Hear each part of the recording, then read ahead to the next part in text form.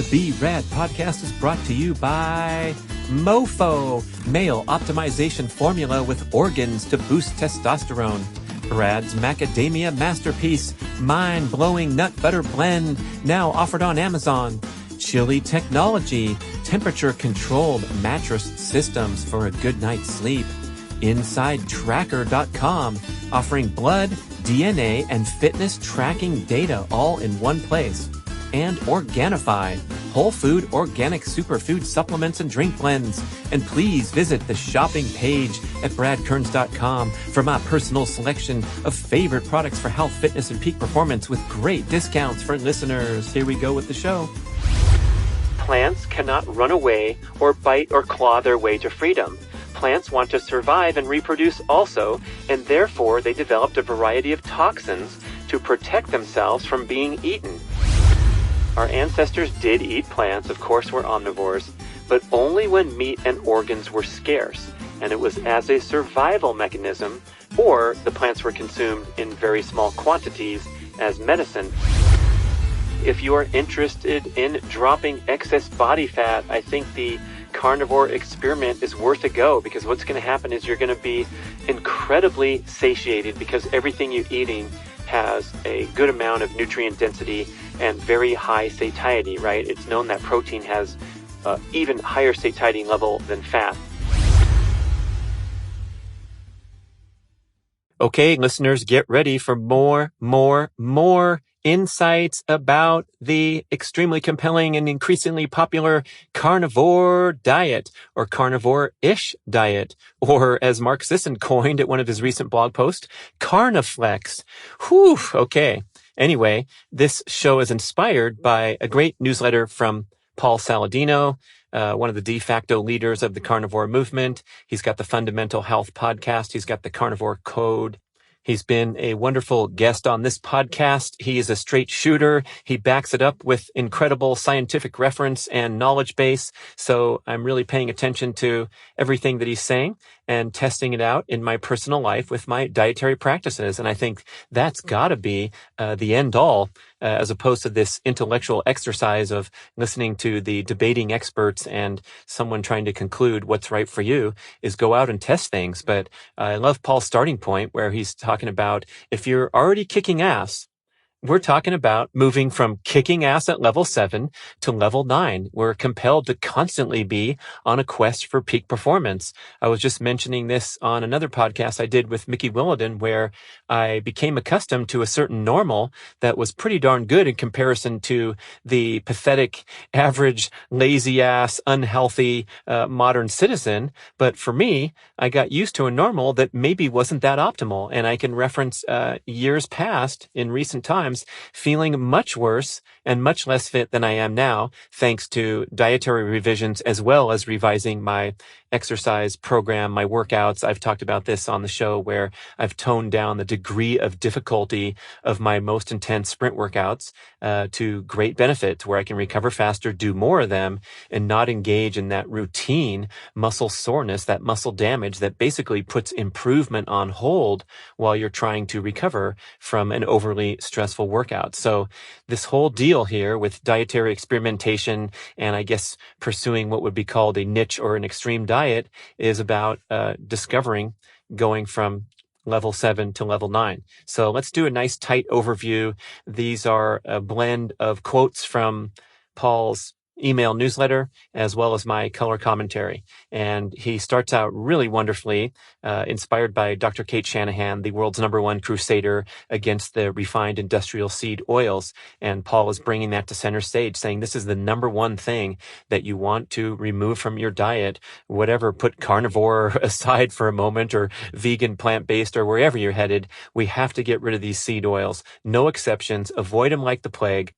Search YouTube for Brad Kearns, Kate Shanahan seed oils, and you'll see a nice 15-minute interview. I think sometimes watching it visually is really powerful because Kate really impresses the point, and you'll be convinced that you got to get rid of this stuff and be ruthless about your elimination of vegetable oils. Pretty easy to do in the home, right? You're going to immediately throw away all the cooking oils, canola, corn, soybean, sunflower, safflower, all the boxed and packaged and frozen crap that contains seed oils in the ingredient list. Oh my gosh. I used to indulge in Ben & Jerry's once in a while, maybe a decade or more ago. And if you look on some of their products, these hippie, trippy, cool, laid back Vermont guys are pumping vegetable seed oils into the ice cream container. Disgraceful. Also, we have to be really vigilant when we're out dining at restaurants, because most of restaurant meals, of course at fast food, but also at medium to fine dining, will routinely cook your meal in these seed oils unless you request otherwise. So the seed oils are toxic immediately upon ingestion, and they're integrated into your cell membranes because they resemble healthy cells. So the body is confused when you ingest this chemically produced artificial agent. What happens when the seed oils get integrated into healthy fat cells is the fat cells become dysfunctional. So they're difficult to burn off of your body. If you have cellulite that seem to be stubbornly attached, even though you're working out and perhaps losing weight, that's one reason, is because you have dysfunctional fat cells, and you really have to detox and get this stuff out carefully over time. Kate is so strong on this that she says that consuming industrial seed oil is literally no different than consuming a bottle of radiation. And there's an interesting study that Kate cited on one of our interviews where if you smoke a cigarette, you experience an immediate disturbance in healthy cardiovascular function. Your arteries become less supple. Everything starts to work less efficiently. And it lasts for about 8 hours. Yes, cigarettes are bad news. But guess what? The study in question, I think it was healthy young college subjects, a single dose of French fries, maybe going for a medium set of fries, results in a 24-hour disturbance to healthy cardiovascular function. This is not a recommendation to switch from French fries to smoking cigarettes, but it's a pretty shocking insight. What happens is your nitric oxide levels go down immediately. That's the thing that makes your arteries smooth and supple, and you basically are recovering from about a dose of poison. The other huge thing about seed oils is that they compromise your ability to burn body fat. Therefore, if you're trying to, let's say, restrict dietary carbohydrates, get rid of that processed junk, that sugar, those excess grains, and become a fat burner, if you're not good at fat burning, and you start cutting carbs out of your diet, guess what might happen? That's right. You're going to struggle, suffer. You're going to experience an intense appetite for quick energy carbs because you can't burn body fat. So you're disconnected from all those wonderful benefits that we tout and extol in all the books and all the primal paleo and keto commentary. So that's number one, is getting rid of those seed oils. Thank you, Paul, for emphasizing that. And thank you, Kate, for doing so for so many years. So back to the Saladino email list of things to do. You're getting rid of that junk, and then you're emphasizing meat and organ meats from well-raised, grass-fed and grass-finished animals instead of animals raised on corn and soy.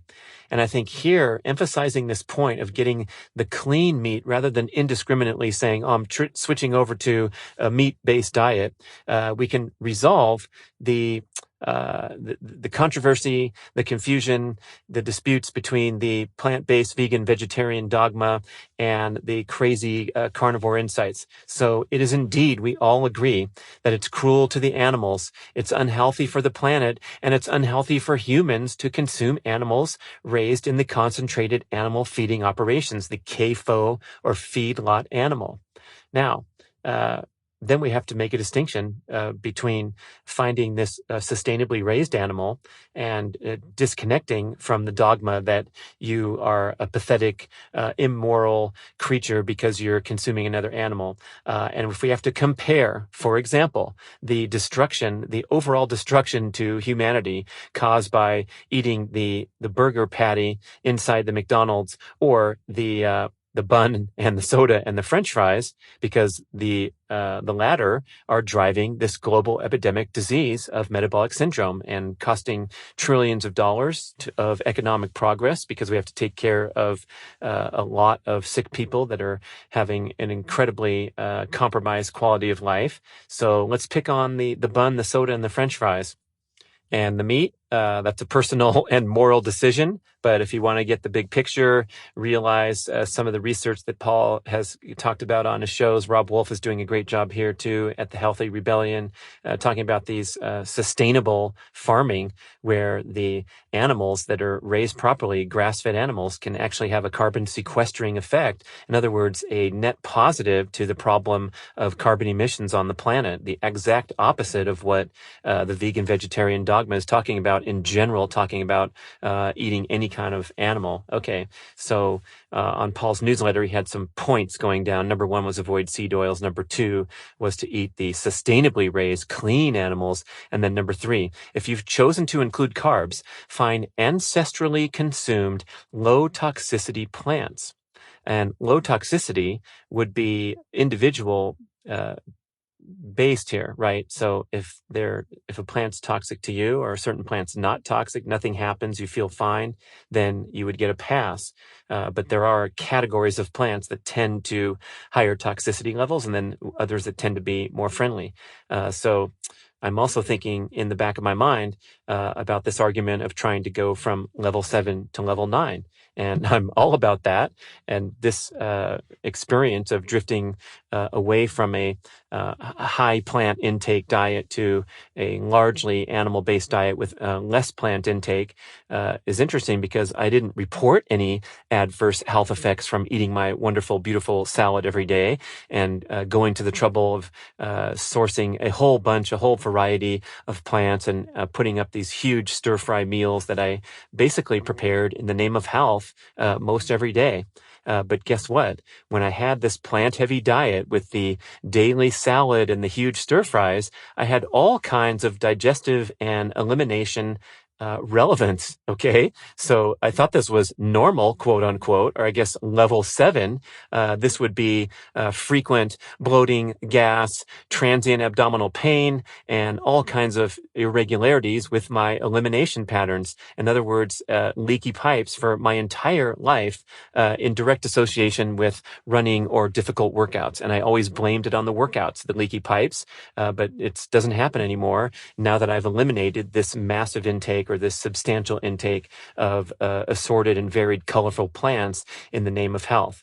The Green Smoothie goes on that list too. And I think devoted listeners have heard me talk about this a lot, where I reliably experienced a bloated stomach for several hours after preparing this super duper maximum nutrition green smoothie, where I was stuffing down raw frozen kale, celery, spinach, beets, blending it up with a bunch of protein and other cool stuff, and then getting a balloon stomach for a few hours and thinking that was in the name of health until I second guessed myself. Same with my pan-fried red cabbage was like my favorite thing to pan fry. And now I realize that was directly associated with leaky pipes and gas, and it was a tough thing for me to digest. So here's the thing. I was pursuing health optimization, right? So I thought the salad was about the epitome of the healthiest meal you could get with all those different colors and different ingredients in there. Of course, I also had meat and healthy oils and nuts and seeds and things across the board that are delivering all these nutritional benefits. But guess what? It's pretty much undisputed. It's hard to make an argument against a powerhouse salad paling in comparison in terms of a direct nutritional profile, calorie for calorie, or however you want to do it. It pales in comparison to the true superfoods of the planet, such as you see on the Carnivore Scores Chart. So the grass-fed liver, bone broth, pastured eggs, wild-caught salmon, the other oily cold water fish in the smash family, that's sardines, mackerel, anchovies, salmon, and herring, the shellfish, especially oysters, and just reviewing that chart and looking where salad would fall, objectively speaking, boy, does that give you a cause for reflection. Okay, let's go back to some quoting from Paul's newsletter. Quote, pretty easy so far, right? We're going for meat, organs, low toxicity plants. And why should you be careful with plants as your carbohydrate choice? Because plants exist on a spectrum of toxicity. They are not necessarily our friends. Unlike animals, plants cannot run away or bite or claw their way to freedom. Plants want to survive and reproduce also, and therefore they developed a variety of toxins to protect themselves from being eaten. End quote. Now, the first couple times I heard this, it sounded kind of goofy, right? Like one of those flawed logic insights like you see on Game Changers when they show the extremely muscular ox and they say, look how many muscles this ox has. Do you think it's eating meat? No, it's eating grass all day. And then drawing a flawed analogy to what the human dietary choices should be. Or kind of the commentary that Dr. Joss Axe gave me during our interview when he said that the like supports like concept, which is the longtime ancestral tradition of consuming the animal organ and nourishing the health of the corresponding organ in the human. And this is scientifically validated because when you consume liver or you consume kidney or heart, you're getting the same nutrients that support healthy heart function in your own body. So, for example, animal heart, you can buy the beef heart at the butcher or online. It's high in coenzyme Q10, which is the super nutrient that you've often heard supports healthy heart function. So like supports like in terms of organ for organ is strongly scientifically validated. But Dr. Axe was bringing it into the plant food kingdom, saying that a plant food that visually resembles an organ is going to nourish the health of that corresponding organ. So a walnut looks like a brain, and so walnuts are good for brain function. A celery stalk looks like a bone, so consuming celery is good for bone health. He said tomatoes have 4 chambers, just as the human heart has 4 chambers, so tomatoes are good for your heart. Now, that one seems like some flawed logic or some intuitive leaps of faith. And indeed, when I challenged him on it, he said, if you don't believe in creationism, you're not going to like my answer. So you got to be careful. I just kind of thought of mentioning that as an aside when Dr. Saladino is talking about how plants can't run away or bite their way to freedom. But guess what? This is a literal truth. It's clear that plants manufacture a variety of toxins, and the reason they do so is to ward off predators, to ward off the garden pests or what have you that will consume the plant and render it extinct. So even though it sounds a little fun and games on the surface, this is the real deal. And the reason that we consider plants to be widely considered to be fabulously healthy, nutrient-dense, high antioxidant foods is because when we consume these plant toxins, we prompt an internal antioxidant response in the body. And that is the reason that plants are healthy. It's not that we're biting into a broccoli, swallowing it, and getting a dose of antioxidants bursting into our bloodstream. It's that we're mounting an antioxidant defense response to the consumption of these plant poisons. And that's a very important point to understand that I honestly was shocked to learn to fully appreciate, because I always kind of glossed over that chemical reaction chain, thinking that if you eat a handful of blueberries, you're just dosing with antioxidants.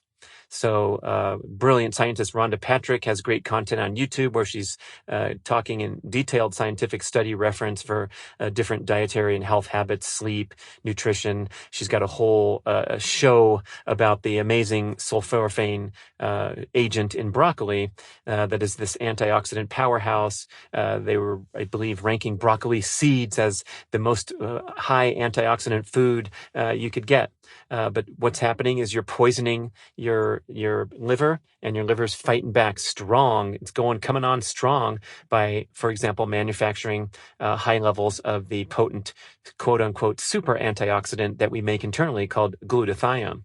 So if we go down through the plant kingdom and we look up all the great antioxidant benefits and nutritional benefits of things like acai berries and macadamia nuts and dark chocolate and olive oil, we have the wonderful antioxidants, polyphenols, flavonoids. These are all poisons, toxins, okay? So just to get our heads clear. And here's the interesting argument that Dr. Paul makes, that plants come with a package insert of side effects. You know what the package insert is? This is the written material that you get with your prescription medication. So you open up the little bag, there's the bottle of pills, and the fine print, the package insert says, may cause vomiting, bloating, dizziness, nausea, right? So all prescription drugs, of course, come with profound side effects, and the same is true for consuming plants.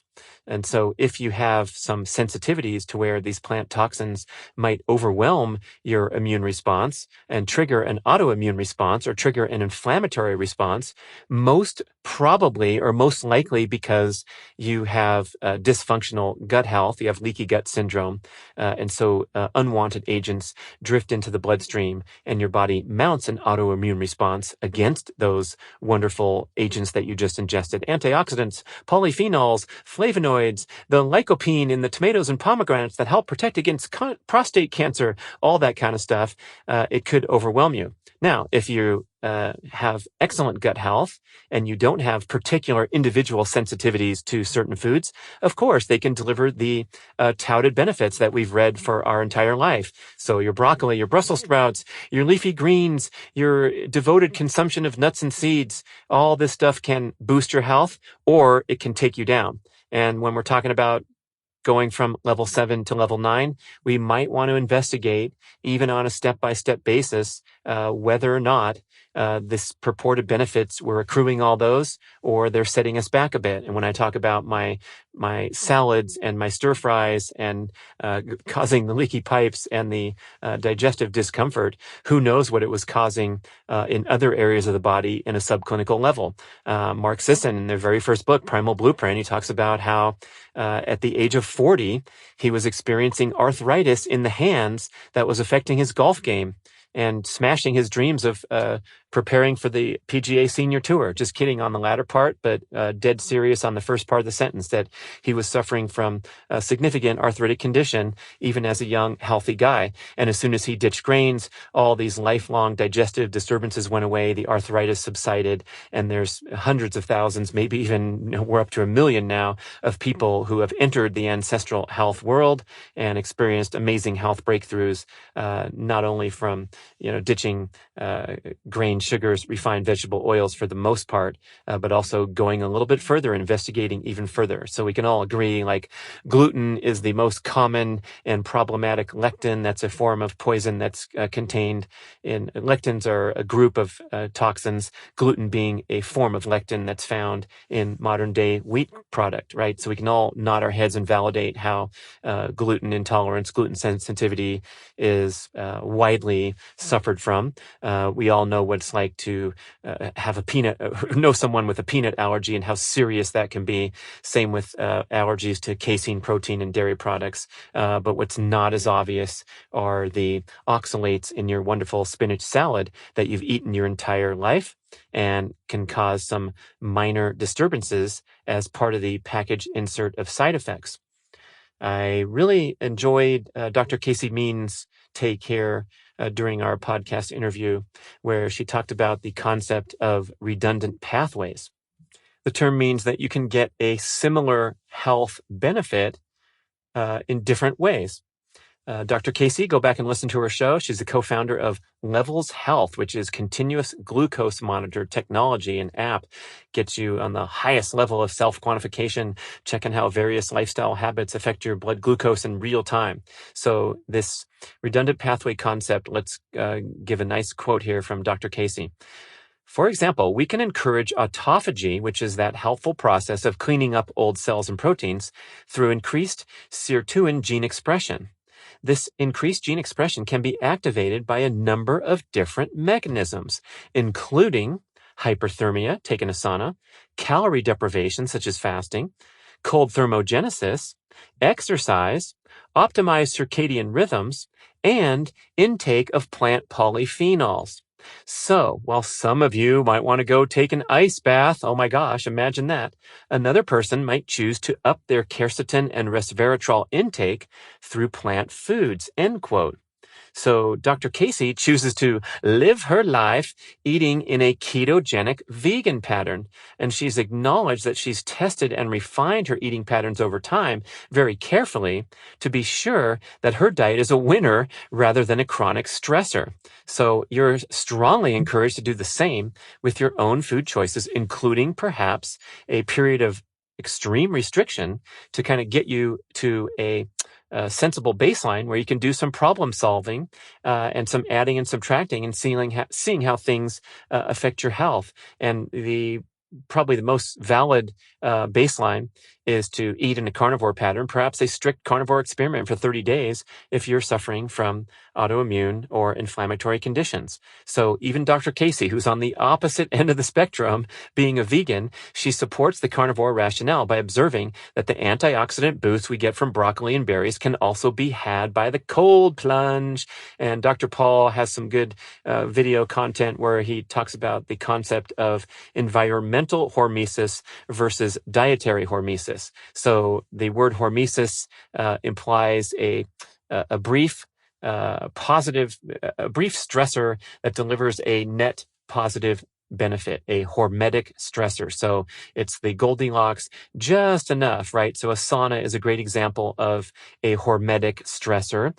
A sprint workout or a weight training workout where you're putting your body under resistance load in an appropriate way, not destroying yourself, but doing a nice session where you challenge yourself through exercise is a hormetic stressor. So is the cold plunge. And so is consuming these plant toxins and mounting a desirable or an optimal antioxidant defense response.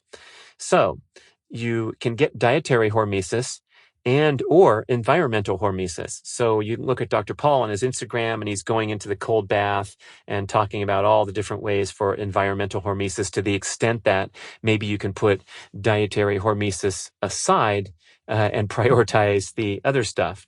So speaking of hormesis, fasting is one of the greatest, right?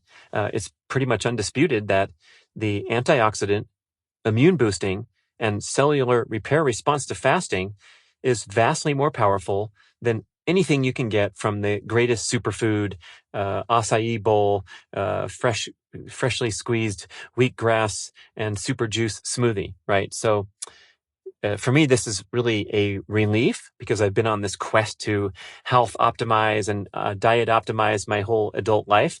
But knowing that a starting point of skipping a meal is going to beat anything you can concoct, the greatest and most colorful salad of all time, the best super nutrition $9 super juice at the local healthy organic juice bar, knowing that the merely not eating is going to help you fight cancer better, prevent cancer better, boost immune function, get a nice antioxidant boost from fasting, slow down the aging process, all that great stuff. That should be a way to help you sleep better at night. You don't have to stress about it, and skipping meals is going to be a nice hormetic stressor. Just as a quick aside there, I mentioned the other ones, right? So if you're doing a sprint workout, taking a cold plunge, and fasting, and going in the sauna, and believe me, I've done all four of those on a single day. It's possible that you can overload on the hormesis, on the hormetic stressors, and then turn into a stressful event. Obviously, if I were to go in my chest freezer or go in Lake Tahoe here in the wintertime with 42 Fahrenheit current water temperature, I go in there for, 4 or 5 or 6 minutes. If I were to go in for 20 minutes, I would be in deep trouble, if not dead. So that would make the hormetic stressor adverse, right? So overdoing it, and just that was just my personal insight that sometimes if I'm too aggressive with fasting, sprint workouts, cold plunge, sauna, it can be too much, and I probably should go down and sit down and have a nice meal. But fasting beats any superfood. Good takeaway there.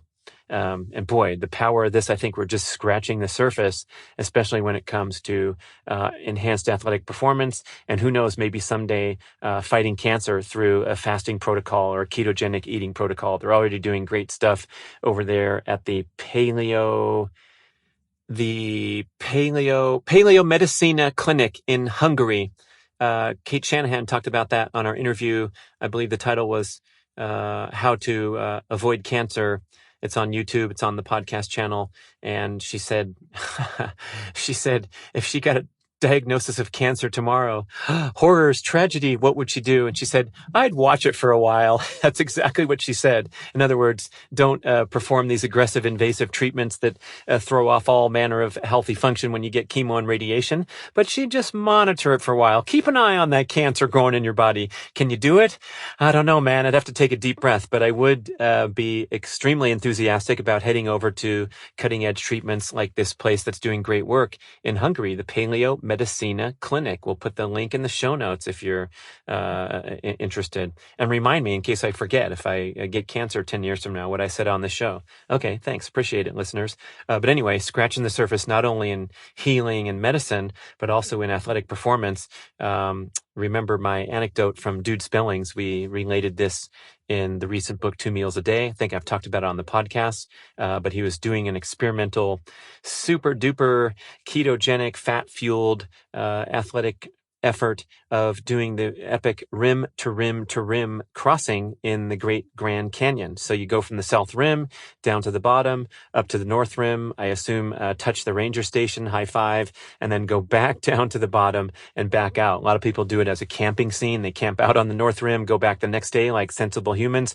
But dude and his crew were doing it like the runners, the ultra endurance thing. So they did the whole thing in 13 hours. It's about 50 miles with like 12,000 or more. No, it must be 25,000 feet of vertical. And he tried to do the whole thing fasted. All he consumed was some coconut butter at one point, got to the finish line, and his supporters there showed up to meet the running group with a nice big box of steaming hot pizzas. But instead, dude decided to retire to his tent and fast for another 10 hours overnight. In the interest of speeding up recovery, because we know when you're in that fasted state, you have better cell repair, you have better immune function, and better inflammation control. And he says he woke up the next morning and he was less stiff and sore than on his previous crossing when he was 13 years younger. He did this one when he was 49, so that's a nice, young, healthy guy at age 36. And they also went quicker in the most recent crossing. So that is a glimpse to the future of athletic performance and recovery. Same with Zach Bitter, the world record holder in the 100-mile run. He threw down a 6-hour and 40-minute performance. I believe it was 2019 or 2020. And for reference point, that is a sub 3-hour marathon, back to back to back to back. Mind blowing. And he uses the carnivore-ish ketogenic eating pattern, especially when he's in training, to kind of monitor or reduce that inflammation. And he notices, for example, the day after a long run, he wakes up and his ankles are less sore and stiff because his diet is less inflammatory and more nutrient dense. He's got a great podcast, Human Performance Outliers. I've been on there. You can listen to our show and check out some of his other content there, especially if you're into that ultra endurance training scene. So more quoting from Paul. He says, look, our ancestors did eat plants. Of course, we're omnivores, but only when meat and organs were scarce. And it was as a survival mechanism, or the plants were consumed in very small quantities as medicine, end quote.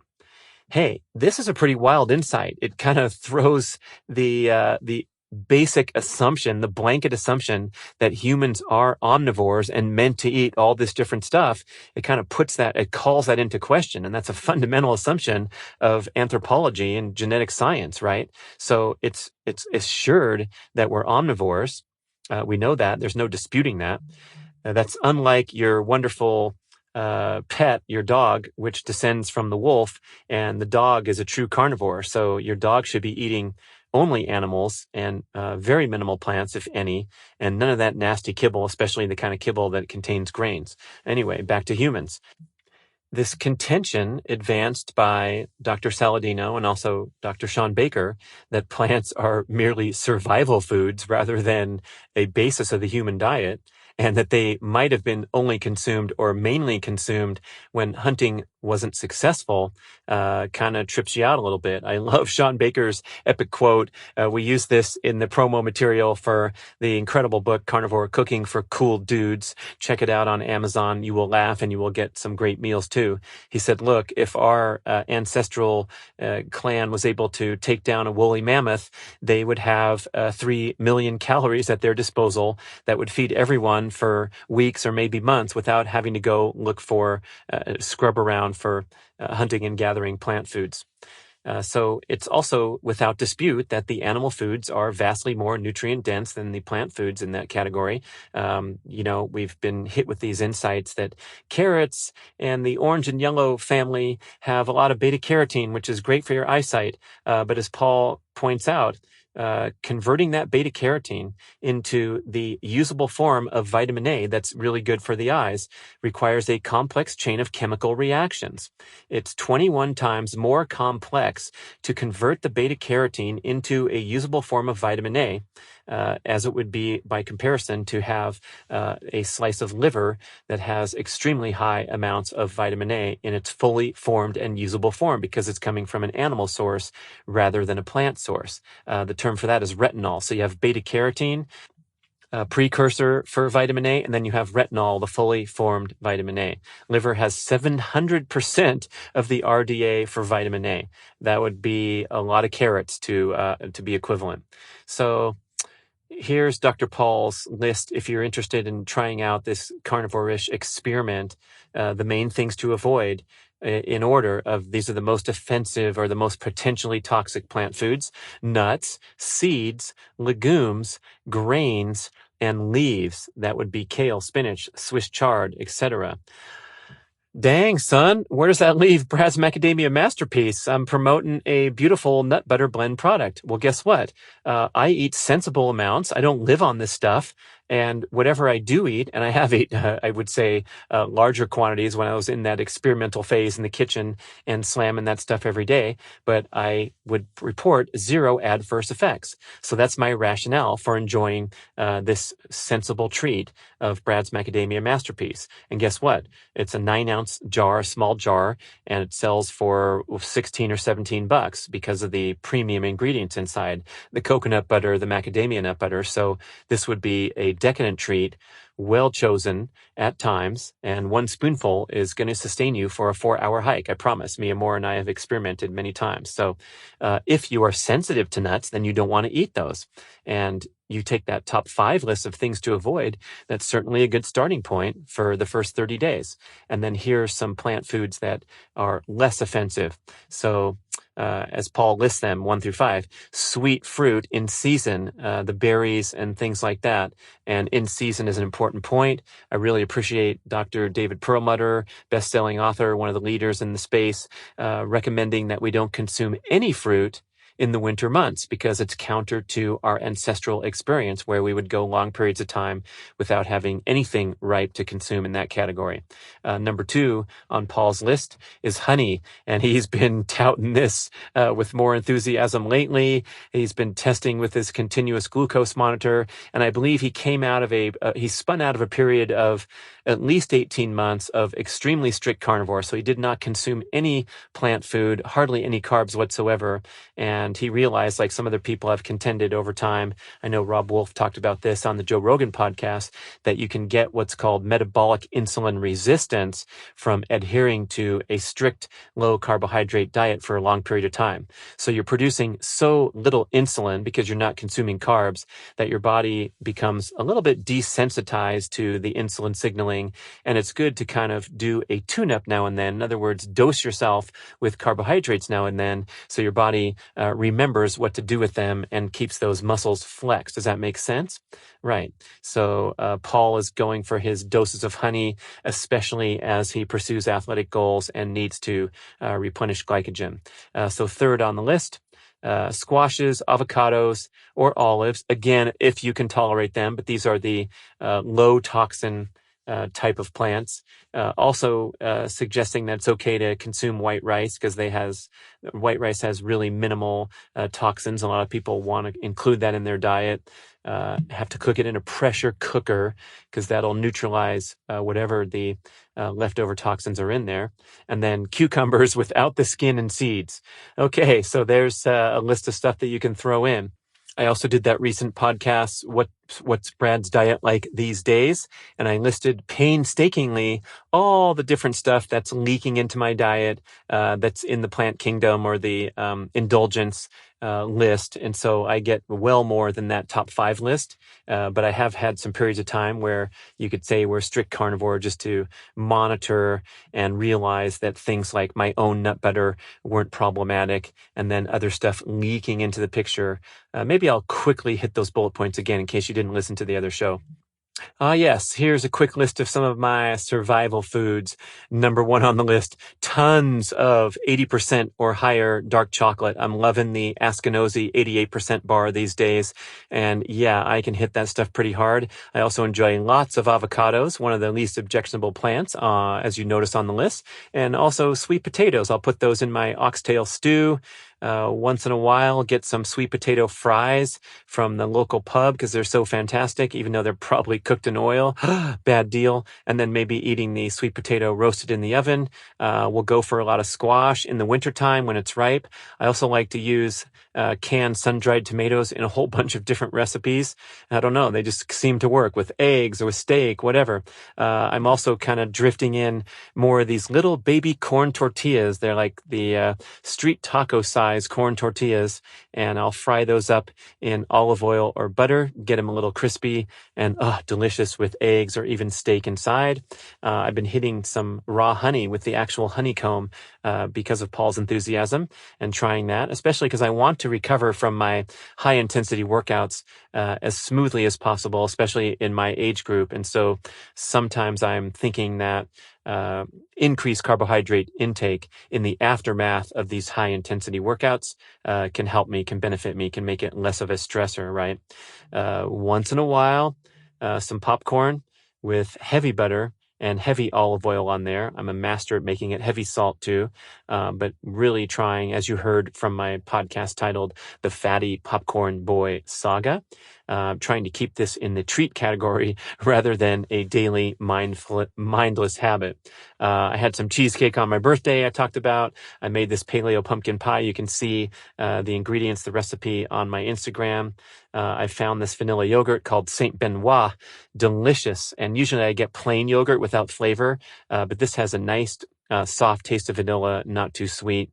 Sometimes I'll make a protein smoothie. The base is coconut milk, and I'll even throw some frozen bananas in there and throw a bunch of other powders and cool supplements. I use creatine, glutamine, collagen, and some electrolyte mix. If I'm hungry when I go shopping, sometimes in my bag will find its way to those sesame blue chips or those red hot blue chips, and then a tub of guacamole, and I'll hit that. So that's a rare occasion, I would say. I'm not a frequent shopper for the blue corn chips, but yeah, darn, those are pretty good, especially when you don't eat them that much. You really appreciate them. And I'll cook a little bit of veggies sometimes as a meal accoutrement. So the onions might be in the pan if I'm cooking steak or a certain other recipe, or if someone serves me something. Mia Moore is really good at making asparagus, so I'm not going out of my way to be an asparagus eater anymore. But if it's served on my plate, of course I'll eat it, and I don't have huge adverse effects from occasional plant intake. Maybe a different story when I was pounding the stir fries every single day. But I'm definitely on that game of consuming zero fruit in the winter, and then in the summer, if I can find some great berries at the farmer's market. I'm just exclusive and selective because I don't want these things to just be automatic defaults. Again, I'm trying to adhere to the Carnivore Scores Chart and focus on the most nutrient-dense foods, like the frozen liver cubes that I will slice up. I'll thaw the liver just enough to slice it. I'll make these little cubes, and then I'll put them back in a glass container in the freezer. And so I can grab a handful of frozen liver cubes, salt them heavily. And those are the kind of things that will be go-to. I wouldn't call it a snack because I usually try to do it around mealtime and only eat 2 meals a day, right? But that's kind of replacing the absent-minded consumption of blue corn chips because they're always in the house, right? Okay, so that was my list. And Paul gave you his top 5 list of carbs that you can add in if you desire. And then he gave a little more detail on his newsletter about what his eating patterns are. He's eating 2 meals a day. Hey, I heard there was a great book by the same name. He goes for breakfast in the morning and then another meal in the late afternoon, but pretty darn early in the day for most people's liking. But he's going for trying to go level 7 to level 9. Bone broth is in the scene. He makes it himself. 170 grams of protein for a athletic human weighing 170 pounds. So 1 gram per pound of total body weight. And that's a little bit higher than the long-standing recommendations of people. But guess what? Now the door is opening where people are second-guessing these veiled warnings about, consuming too much protein can be bad. And now, especially for the healthy, active, athletic population, you can see these recommendations going up. Paul going 1 gram per pound of total body weight. A lot of times you hear protein recommendations calculated on lean body mass, so you'd have to take off 15 or 12 or 20% of the total, and that's quite a bit lower. So he's going gram per pound, also consuming 2 to 3 ounces of raw organ meat, and of course the precious supplements that he makes and also Ancestral supplements is putting out to so many interested consumers. A lot of fat in the diet, 80 to 110 grams of fat, and then in small amounts, consuming that honey, also dates, and I believe that's mainly for improving insulin sensitivity and recovering from strenuous exercise. Okay, so in conclusion, we're talking about going from level 7 to level 9 and enhancing the nutrient density of your diet. Especially if you are interested in dropping excess body fat, I think the carnivore experiment is worth a go, because what's going to happen is you're going to be incredibly satiated because everything you're eating has a good amount of nutrient density and very high satiety, right? It's known that protein has even higher satiety level than fat. So if you're eating these animal foods like an egg that's high in protein, high in fat, you're going to feel fantastic. Tell me about any time that you've overdosed on eggs and felt terrible after in comparison to overdosing on popcorn or chips or ice cream. Okay, so you're getting automatically this extremely high satiety diet. It's going to be automatically low in carbohydrate, and you're going to start kickstarting, turbocharging your burning of stored body fat. So I love that aspect. Besides the plant toxicity concerns, even if you report nothing, no problem, you can eat anything, you have an iron stomach. A lot of people are interested in dropping excess body fat, and I believe this is the easiest and best way to do it. That's why I think it's going to continue to explode in popularity. Hopefully it doesn't get distorted like the keto scene, where people are misinterpreting and misappropriating the spirit of the ketogenic diet because of the popularity, I guess. So doing it right and going for that weight loss goal is a big deal.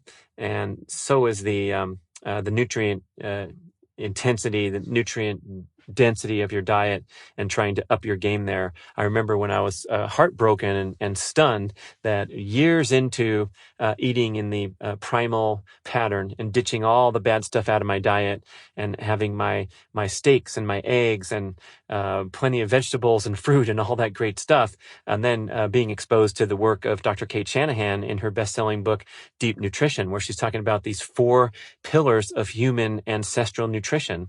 And the 4 categories were fresh foods, so your fruits, your vegetables. Second was fermented foods, so that category of sauerkraut, kimchi, yogurt, kombucha. The third pillar was organ meats, and the fourth one was meat on the bone, so you can get your collagen and your glycosaminoglycans and things that are not found in any other foods, or very little. And I realized that I was basically striking out on 3 of the 4 categories. Of course, I was eating a lot of fresh foods, very little fermented foods. Maybe once in a while I'd have some yogurt or a kombucha, hardly any organ meats at all. And then meat on the bone, once in a while you have a ribeye, but mostly I'm eating steaks and hamburgers and chicken and turkey. So this work of Kate inspired me to up my game and go looking for foods in those other categories. And especially in recent times, thanks to the really extreme guys like Saladino and Brian Liver King Johnson, the founder of Ancestral supplements, they've inspired me to up my liver game in particular and my overall organ meat consumption. So I'm making these wonderful oxtail stews, finding that's the tail of the cow. It's called oxtail. You can find it at a good butcher, and ordering up things like heart and kidney from U.S. Wellness Meats. Sometimes I find tongue at the butcher, Whole Foods once in a while. And if you put that thing in a crock pot and cook it for 8 hours, oh my gosh, it's delicious. The meat just peels off, and you have yourself a nice base for a taco.